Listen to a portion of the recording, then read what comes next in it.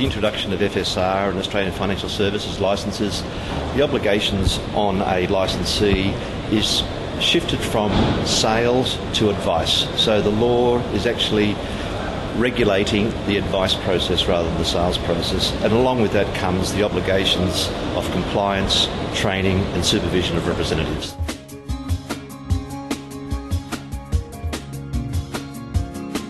Compliance is the foundation of any financial services licensee. Without compliance, it is probable that the licensee will not be operating in a manner that it's expected to, that is fair, honest and efficient. The problems are that compliance becomes over-engineered and becomes a burden. A compliance program should be a culture of compliance. That is, that representatives and staff go to work in a financial planning practice and the way that they operate day to day is in a compliant manner. My personal opinion on bias and conflicts of interest is that everybody has a conflict of interest. The important thing is that you can identify that conflict of interest and manage it appropriately. And it may be managing it is just by disclosure, or it may be that the conflict is so great that it will affect your advice that you may have to remove that conflict.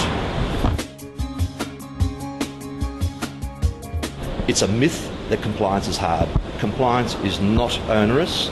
The problem is that licensees tend to look at a compliance regime that fits all. It doesn't. A compliance regime must be reasonable, and that's all the law requires, and reasonable means it suits your business, which is dependent on the size and the nature of your business.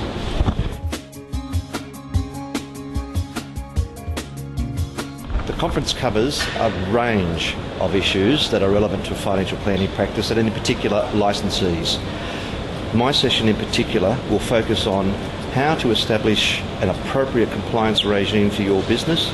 It'll also cover off new issues that the government has brought into play, such as anti-money laundering and new information about statements of advice.